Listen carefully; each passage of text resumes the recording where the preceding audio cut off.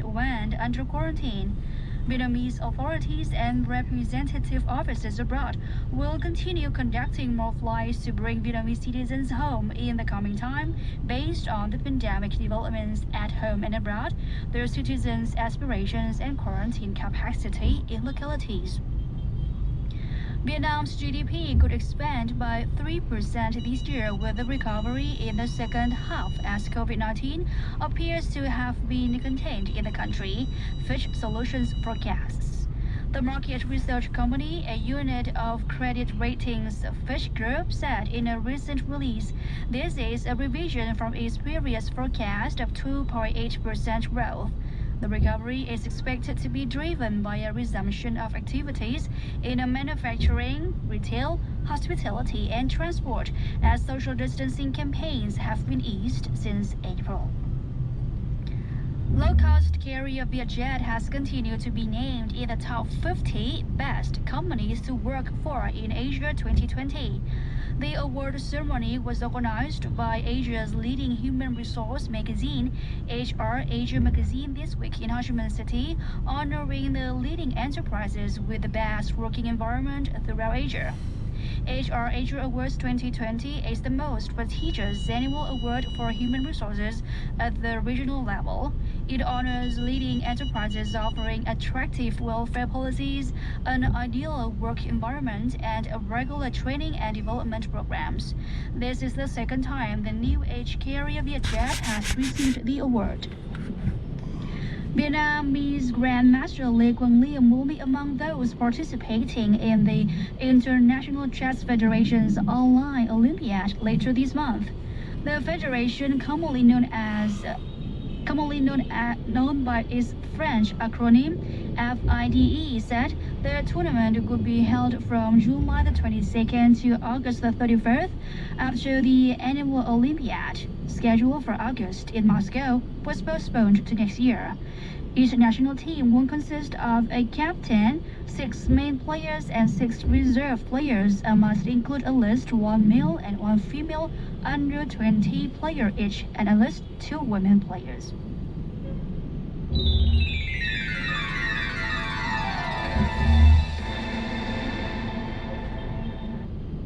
Up next on The Voice of Vietnam is some world news. The U.S. Defense Department condemned China's recent military exercises in the South China Sea, called the EC in Vietnam, calling them a violation of China's commitments to maintain stability in the region. The department said on Thursday that conducting military exercises in disputed territory in the South China Sea is counterproductive to efforts to ease tensions and maintain stability. China's actions will further destabilize the situation in the South China Sea, it said, adding that the exercises violate China's commitments under the 2002 Declaration on the Conduct of Parties in the South China Sea to avoid activities that would complicate or escalate disputes and affect peace and stability. The Pentagon said the military exercises are the latest in a long string of Chinese actions to assert unlawful maritime claims and disadvantage its Southeast Asian neighbors in the South China Sea. It urged China to cease its militarization and coercion of its neighbors in the waters. The Maritime Safety Administration of China's Hainan province has announced plans to hold military exercises near Vietnam's Paracel Islands from Wednesday to Sunday. The Philippines on Thursday also condemned China's military drills, warning it could impact China's relationship with its neighbors.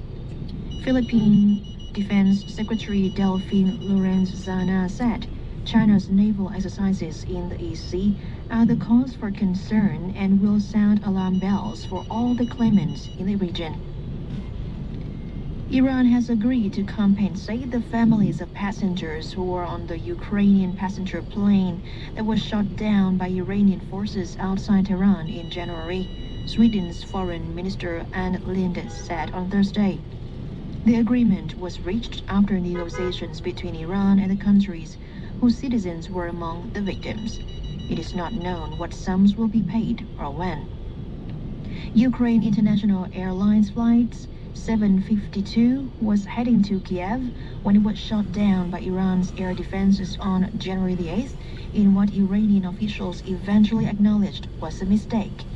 Many of the 176 victims were Iranian Canadians, but there were also nationals of Afghanistan, Britain, Sweden, and Ukraine on board. Iranian forces were on high alert at the time of the tragedy, which occurred hours after Iran launched missile strikes on an Iraqi military base housing U.S. troops.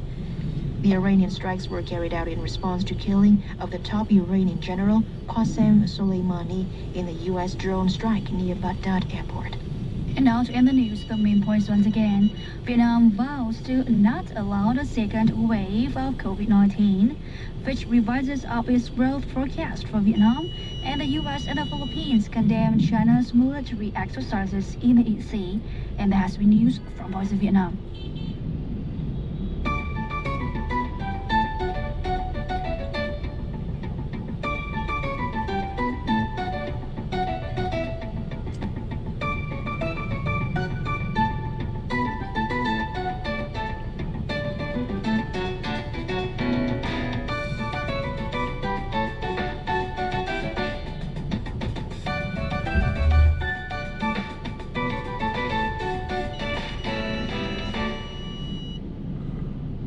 You're listening to the Voice of Vietnam, and here's the current affairs. President Vladimir Putin's proposed constitutional amendments were overwhelmingly approved by Russian voters in a national referendum which ended on Wednesday. The result shows widespread support for President Putin and a belief that the constitutional reform will bring positive changes in the next decade. Since the current Russian constitution was adopted in 1993, it has been amended 3 times. This time saw the biggest revision, covering politics, state affairs, institutions, a clearer power division among branches of government, and greater protection of people's interests. 60% of the 1993 Constitution has been revised this time. 41 articles have been amended and 5 articles added. The new Constitution transfers some rights from the President to the Federal Assembly and the government, and creates a more democratic and balanced legislative system. Russia will also have a stronger legislature, empowered to appoint top leaders of the executive branch instead of just approving the president's appointments.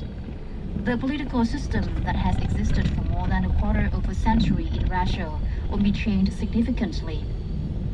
The revised constitution does not allow government officials to have dual nationality or to live outside of Russia, and bans them from opening accounts at foreign banks. The amendments are intended to tie the life and career of high-ranking officials to Russia. The revisions give more attention to social security, family values, employment, and healthcare for citizens. These values are not new, but are more clearly stated in the Constitution. President Putin said on Tuesday that the amendments underscore the basic values of the Russian people, who have voted not only for constitutional reform, but also for modern education and healthcare, a strong social security system, and effective and responsible government. The 78% of Russian voters who supported the proposed reforms have shown their confidence in the incumbent president. As soon as the results were announced,